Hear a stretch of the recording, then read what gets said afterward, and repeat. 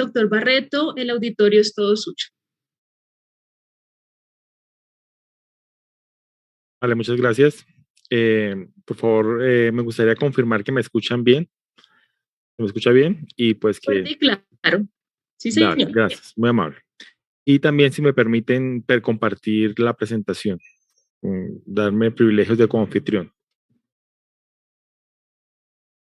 Perfecto, doctor Alex.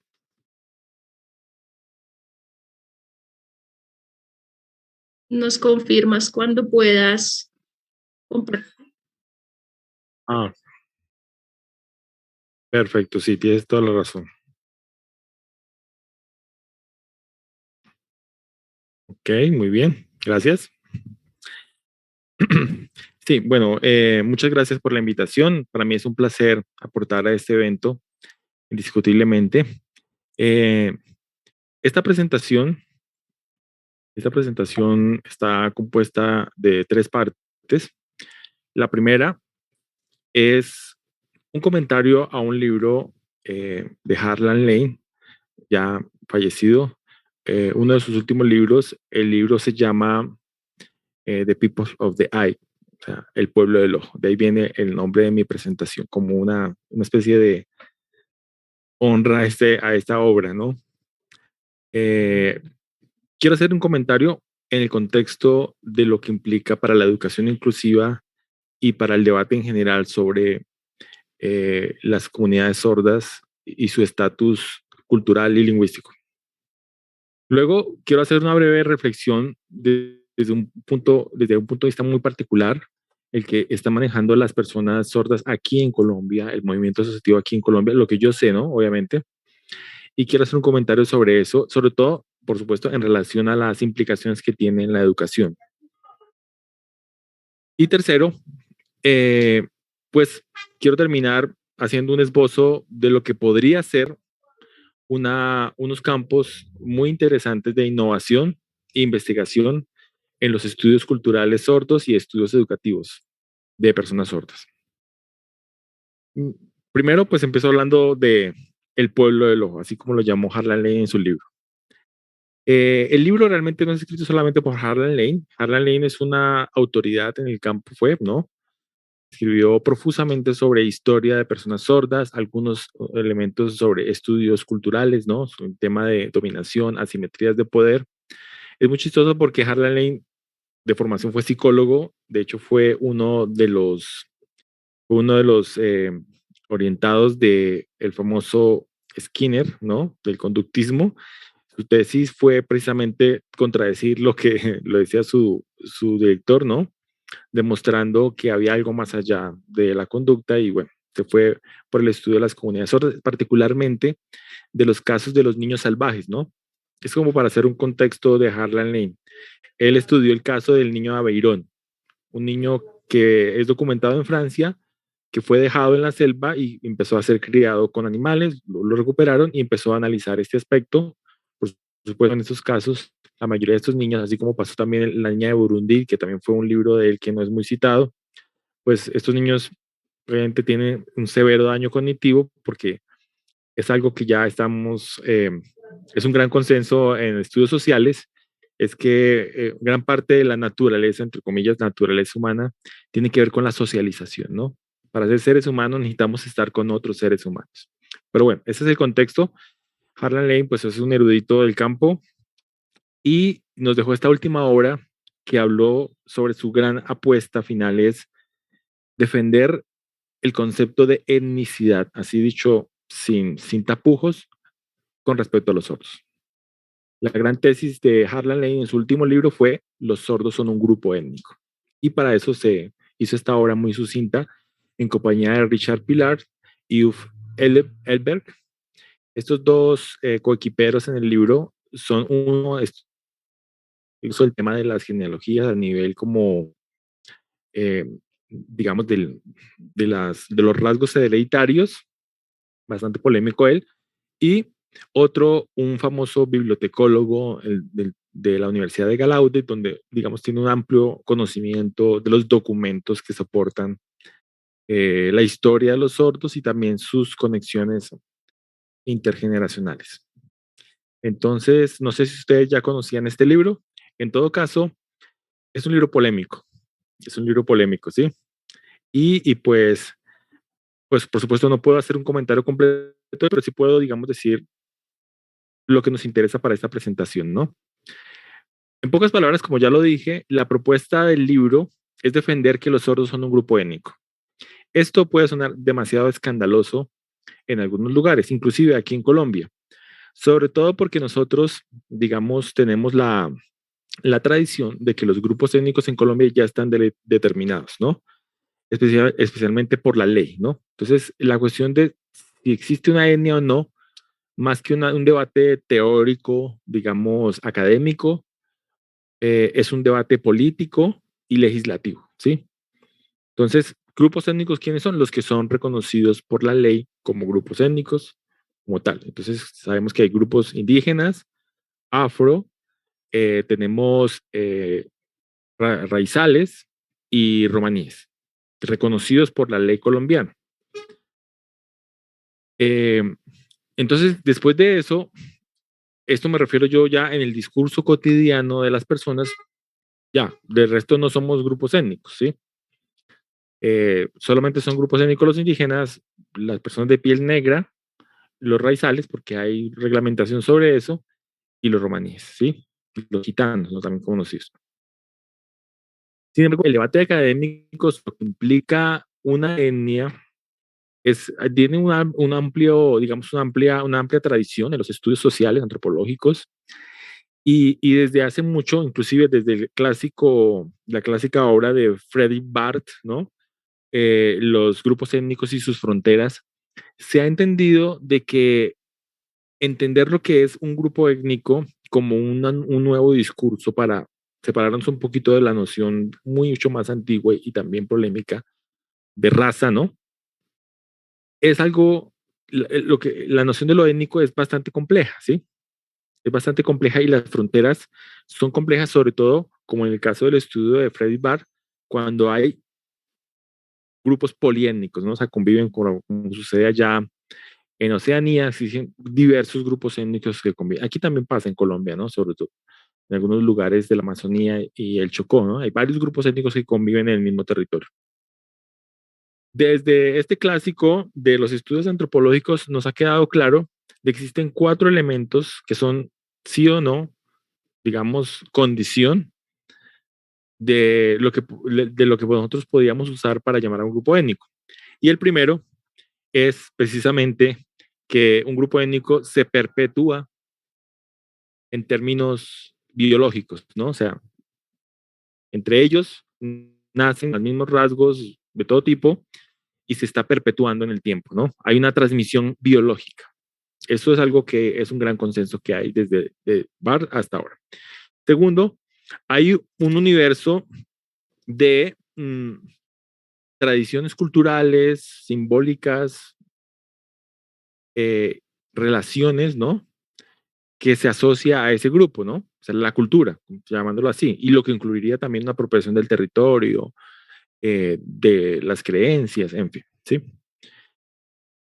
Tercero, hay un espacio que se construye en ese grupo de comunicación y de interacción. Generalmente esto implica, existe una lengua nativa, ¿no? O sea, aquí lo hemos llamado más como la lengua nativa, pero Barth lo expresó algo mucho más amplio. Y cuarto, este grupo es lo que también en algunos diccionarios de antropología llaman la autoascripción. O sea, el cuarto punto es que el grupo a sí mismo se reconoce como un grupo separado de otros grupos. Se reconoce como un grupo étnico, ellos mismos se reconocen a sí mismos y son reconocidos por otros. Dicen, bueno, ese es un grupo, ¿sí? Con estos 4 puntos, a veces aquí en Colombia se habla de 5 porque se pone el territorio como un rasgo indispensable, ¿no? Para la etnicidad, pero pues Barth lo subsumió al segundo, ¿no? Todo lo que es la cultura, la tradición, ¿sí? Nosotros identificamos una etnia. El gran problema, entonces, en la discusión de estudios culturales sordos con respecto a esto, desde que se empezó a dar en los años 60, es que decían, bueno, sí, indudablemente los sordos tienen una lengua muy diferente, una lengua de señas, visual, gestual, ¿ok? Muy bien. Hay unas tradiciones culturales, sí, no podemos negar que hay unas apropiaciones del territorio, unas historias, unos movimientos a nivel político, un arte, ¿no? Un arte en algunos países muy diferenciado, muy marcado.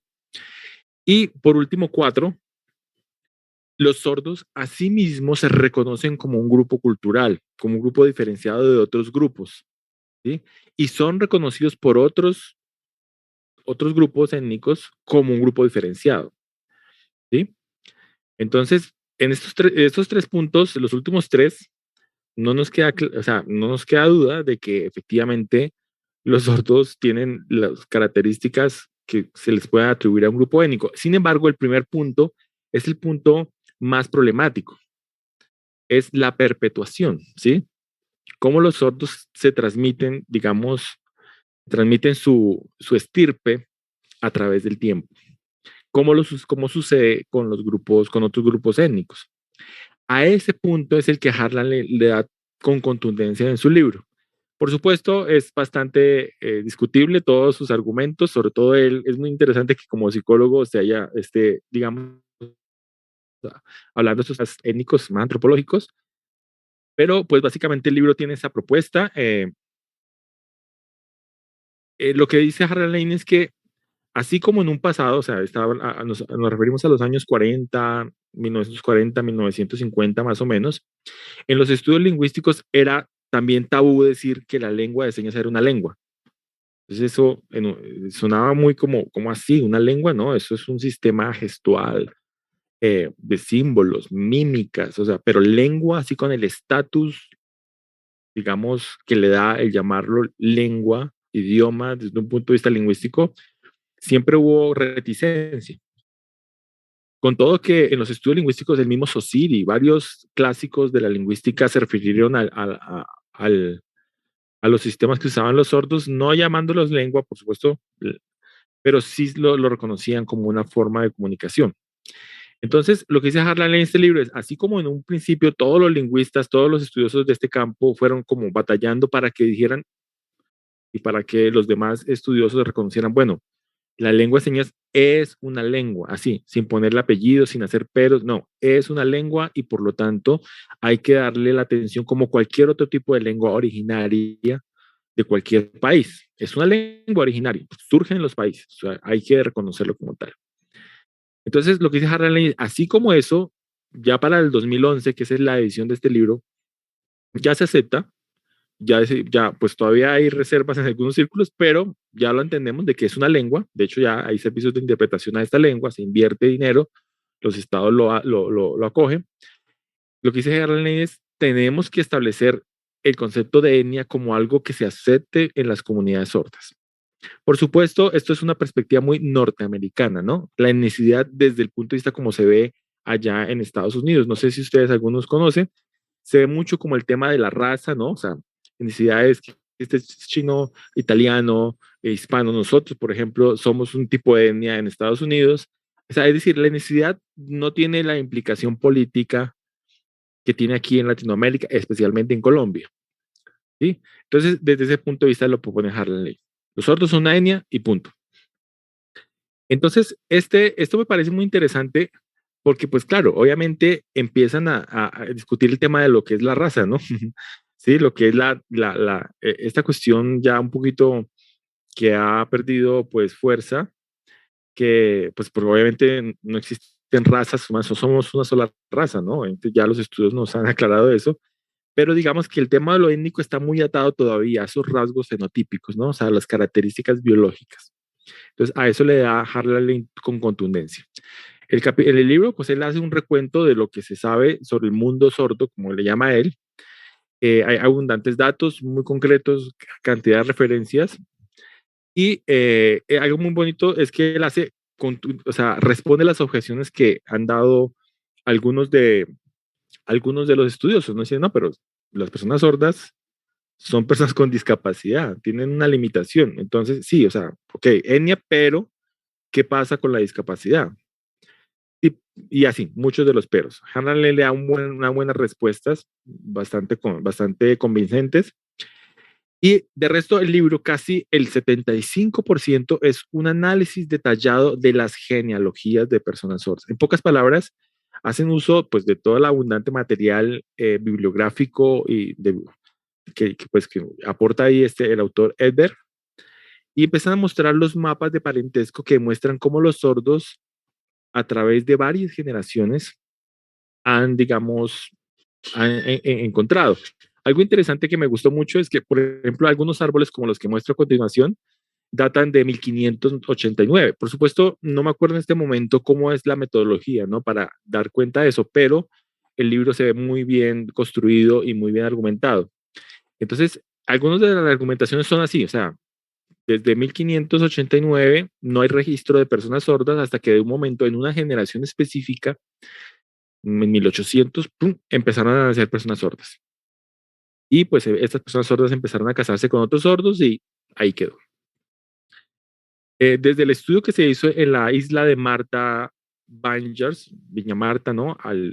En Massachusetts, en Estados Unidos, sabemos que existen lugares en donde nacen muchas personas sordas porque hay un gen sordo, hay una genética sorda. Y curiosamente a lo que la gente pensaría, cuando entre sordos se casan, hay menos probabilidades de que nazca una persona sorda en la prole. Sucede más cuando se casan entre no sordos, o sea, sordo y no sordo. Eso lo mostró el estudio de, aquí todo el mundo habla en lengua de señas, así se llama el libro, publicado por Harvard en este caso. Entonces, lo que hace Harlan Lane es mostrar eso. Hay varios, yo aquí nomás pongo unos ejemplos. Por ejemplo, hay uno interesante es que ha sucedido que en la historia pasada hubo una persona sorda y de repente durante 2, 3 generaciones ya no nacieron personas sordas y a la cuarta generación vuelven a nacer personas sordas. En pocas palabras, lo que hace Harlan Lane con todo esta y pues con todo este recuento muy detallado y muy bien documentado es demostrar que la sordera, o sea, por supuesto, hay una cuestiones de sordera que tienen que ver con patologías, ¿no? La meningitis, pues digamos que es diagnosticado a nivel clínico, ¿sí? Algunas meningitis producen sordera, algunas enfermedades virales como la rubiola, la varicela, cuando la mamá la adquiere en embarazo, producen sordera. Sin embargo, el argumento principal de Hannah Lane es que estos son casos muy específicos, pero la gran mayoría de personas sordas no tienen idea por qué es sordo. Hay muchas narrativas en donde, bueno, personalmente mi trabajo de campo lo he visto, digamos, hay sordos que le dicen a uno, bueno, ¿y usted por qué es sordo? Entonces él dice, no, lo que pasa es que mi mamá estaba embarazada, estaba embarazada de mí, y vio que estaba en la cocina mi hermano pequeño que se iba a echar una olla de agua caliente y se asustó. Entonces, ese susto, entonces yo quedé sordo. Y así, hay muchas narrativas de cosas, ¿sí? ¿No? Que entonces yo estaba niñito y me caí y quedé sordo.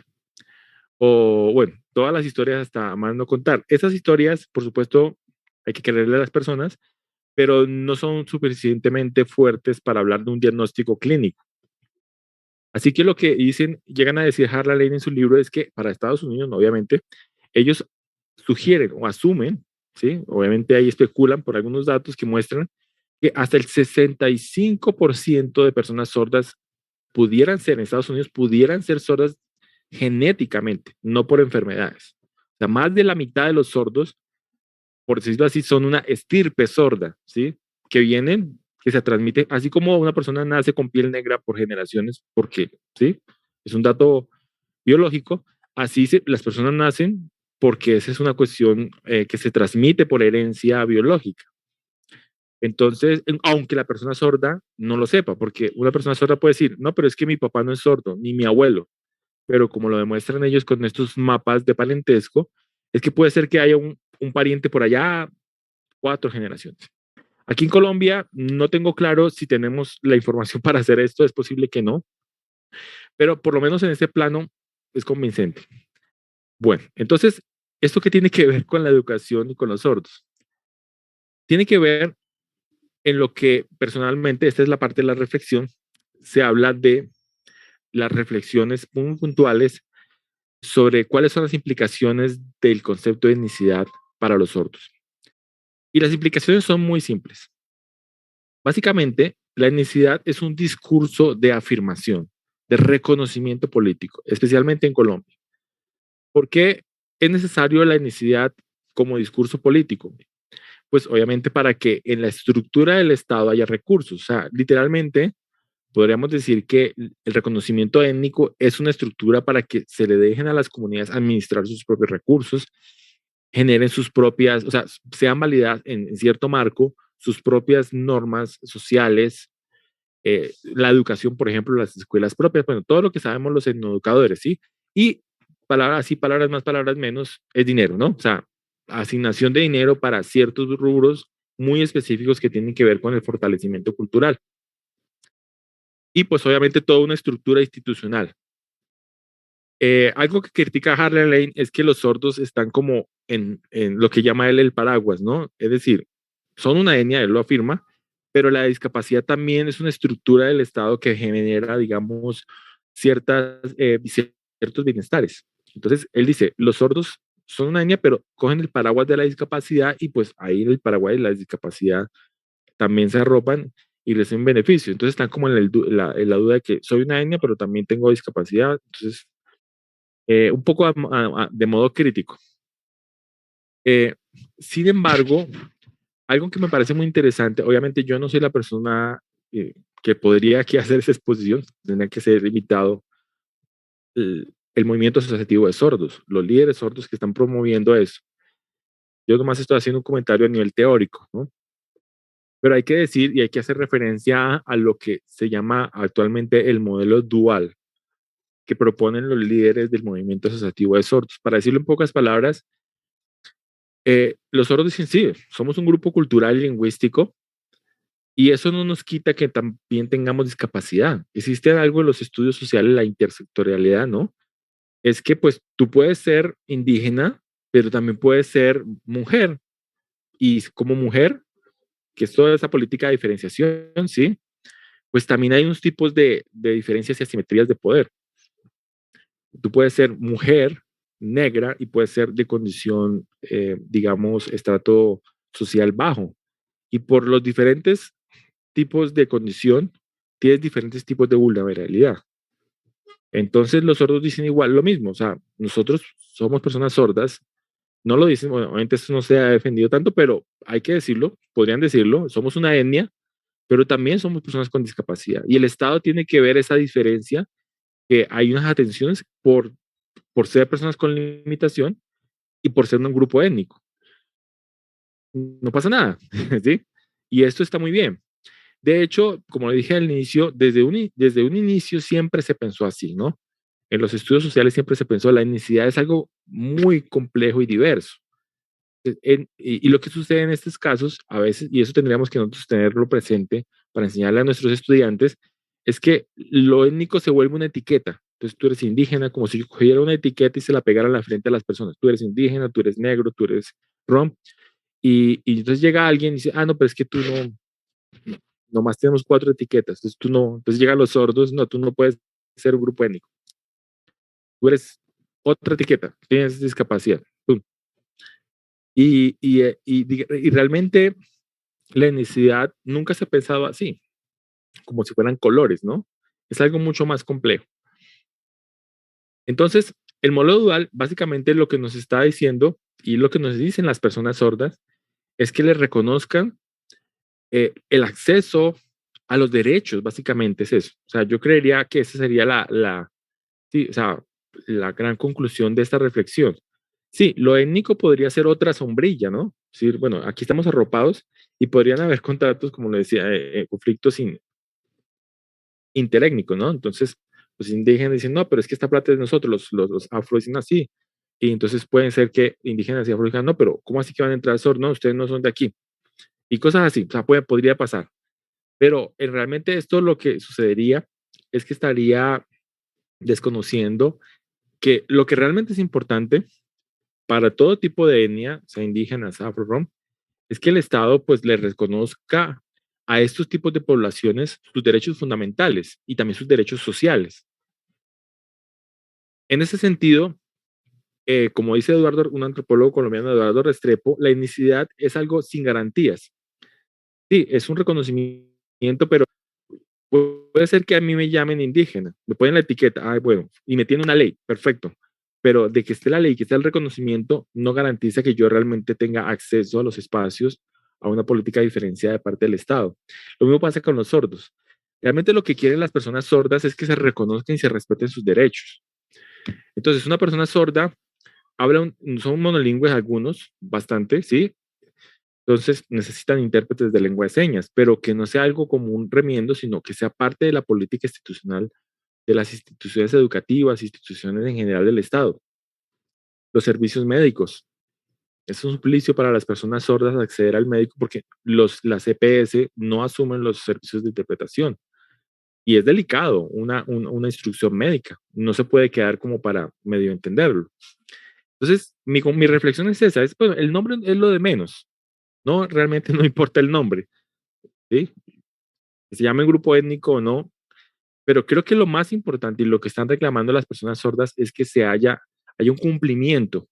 No solo reconocimiento en ley, sino un cumplimiento real de derechos como ciudadanos. Y eso implicaría reconocer de que tienen una diferencia en la lengua y unos tipos distintos de acceso a los recursos que da la sociedad. Y punto. Entonces, mm, yo quisiera terminar diciendo es, bueno, ¿y esto cómo tiene que ver con la educación? Puntualmente con las universidades, la educación superior. Bueno, las universidades están haciendo un buen papel. Varias universidades han abierto sus puertas para que entren las personas sordas. Una universidad como la Universidad Nacional Abierta a Distancia, que es abierta por política institucional, pues no ha tenido digamos, ese escollo porque las personas sordas pueden perfectamente estudiar. Sin embargo, en estos últimos años se ha avanzado bastante en que no solamente las personas sordas entren, sino que tengan los servicios que les permitan interactuar en una igualdad, o sea, en una equiparación de oportunidades con los estudiantes oyentes. Esto debería pasar no solo con los sordos, ¿no? Debería pasar con todas las poblaciones. Entonces, básicamente esto implica, y esto se ha vuelto en las demás universidades, como el asunto de que los sordos tengan intérpretes. Ya, se ha resuelto así. Yo creo que habría que empezar a reflexionar si realmente eso es la innovación. La innovación realmente es de que las universidades tengan intérpretes. Esa es una innovación educativa. Esa es mi pregunta, ¿no? Y ha sido desde hace varios años mi pregunta. No porque, por supuesto, yo esté en contra de los intérpretes, ni, ni en contra de que exista la interpretación como un recurso dentro del proceso, digamos, universitario. Es bastante cuestionable, ¿no? Es bastante cuestionable cómo en ese triángulo pedagógico entre docente, estudiante y que el conocimiento tiene que haber un cuarto, ¿no? Que es el intérprete que está mediando esa relación. Es siempre problemático. Inclusive entre los grados educativos, los niveles sean más bajos, ¿no? O sea, preescolar, primaria, más problemático. Pero en la universidad generalmente no tenemos ese debate porque pues asumimos de que el estudiante tiene una madurez y obviamente es un nivel que se esperaría, ¿no? Manejar, en fin, hay muchas cosas. Sin embargo, la pregunta es esa, o sea, ¿qué podría ser la innovación? Y al respecto, pues yo les comparto pues algunas ideas, tres puntuales. Yo creo que la universidad, además de, digamos, facilitar que haya intérpretes, lo cual ya se está haciendo aquí en la UNAR y en muchas universidades, creo que es importante que se haga el esfuerzo por contratar docentes y egresados sordos, por ejemplo. Ese sería un siguiente paso. No tanto innovación, pero sí podría facilitar algunas de las cosas como se las voy a comentar más adelante. Y segundo, por supuesto, se debería siempre garantizar la LSC como lengua de la educación. O sea, debería la lengua tener ese reconocimiento y ese estatus en relación con la lengua oficial que es el español. Esto debería pasar para todas las lenguas. Y hacer que esto sea así es realmente complicado. La innovación sería cómo hacemos de que la lengua de señas o cualquier lengua nativa tenga un espacio de estatus dinámico en los espacios educativos. O sea, lograr que la LSS tenga este reconocimiento, este estatus de palabra puede ser fácil decirlo, pero es realmente lo que implica una innovación. O sea, ¿cómo lo hacemos? ¿Cómo hacemos para que sea sostenible, por supuesto, se pueda financiar y que generalmente logre los efectos deseados? ¿Sí? Una idea sería pues los servicios de interpretación, pero en la UNAD pues tenemos la situación que tenemos, los espacios presenciales son pocos y más tenemos espacios de interacción en línea, ¿no? Espacios asincrónicos. Entonces, ahí es donde tendríamos que pensar cómo podemos generar algún tipo de recurso, estrategia, tecnología que nos empiece a fomentar la LSC al nivel, digamos, de la educación. Eh, hay muchas universidades que le están apuntando hacia los desarrollos tecnológicos, las aplicaciones. Pero óigase bien, eso nunca debería reemplazar lo que hoy en día sabemos que solamente puede hacer un intérprete en lengua de señas, ¿no? Sobre todo en los espacios de interacción cara a cara. Y tercero, sería muy ideal empezar a proponer contenidos, generación de contenidos en lengua de señas colombiana o proyectar, ¿por qué no?, un espacio o una biblioteca en lengua de señas colombiana universitaria. La forma de hacer esto, por supuesto, debería ir encaminado a tres líneas. Es muy importante que las universidades generen vida universitaria en las personas sordas. Por supuesto, la vida universitaria no solamente se logra con que ingresen sordos a la universidad, sino también que tengan espacios de interacción. Creo que algo importante que podría hacerse en universidad, en toda universidad, es vincular docentes sordos para que eso genere mucho más cohesión y conexión entre, por decirlo así, los mayores sordos y las nuevas generaciones de personas sordas y genere un vínculo étnico al interior de la universidad. Eso no lo logran los intérpretes igual que lo generan los profesionales y los docentes sordos. No es igual. No hay que pensarlo en términos educativos, que en términos de enseñanza y aprendizaje podemos reemplazar un nativo, un docente sordo, por un intérprete, o sea, por un no nativo que sabe la lengua en alguna medida. Esto no es igual, ¿no? Mi recomendación sería esa. Segundo, lo de la biblioteca podría ser empezar como digamos, un programa sistemático por organizar los contenidos en lengua de señas de modo que puedan ser reutilizables. Esto está en armonía con lo que la Universidad Nacional Abierta a Distancia sabemos que sucede, ¿no? O sea, la minería, ¿no? De contenidos y digamos, el diseño universal, ¿no? Garantizar que los contenidos no sean para X momento, X persona, sino que puedan ser reutilizables y puedan ser aplicados a campos. Entonces, de pronto, en términos de diseño, eso podría hacerse mucho. Y tercero, con esto termino, es importante, en serio, hablar de un centro de escritura en las instituciones, ¿no?, educativas a nivel universitario, de los centros de escritura para sordos señantes. Porque indiscutiblemente la dinámica, además de la lengua de señas, tiene que pasar a través de la lengua oficial, la lengua que les va a permitir a ellos interactuar e inclusive defender sus luchas, ¿no? Creo que esto debe entenderse desde la perspectiva del diálogo intercultural, ¿sí? Por supuesto, aquí puede haber una pequeña discusión sobre los colonialismos y la imposición del español como la lengua dominante y los oyentes como los colonos, ¿no? Sobre los cuerpos sordos como territorios para colonizar. Pero en la perspectiva del diálogo intercultural, nosotros entendemos en general que los sordos, además de, digamos, de identificarse como una etnia, así como pasa con todos los grupos étnicos, deberían estar abiertos, o por lo menos no deberían, esta palabra es muy fuerte. Pensaríamos que sería lo ideal que las personas sordas estuvieran abiertas a ese diálogo con todos los tipos de conocimiento. Y la tecnología que mejor funciona para eso hasta el momento es la escritura, ¿no? La escritura en lenguas habladas, que es la que tiene más estatus, y pues para eso debería generarse este espacio. Con estos tres puntos creo que sería un buen comienzo para la innovación. Bueno, y pues eso es todo. Muchas gracias y espero que pues haya servido esta presentación para generar reflexiones muy interesantes y algunos tipos de ideas que puedan ser aplicados. Muchas gracias.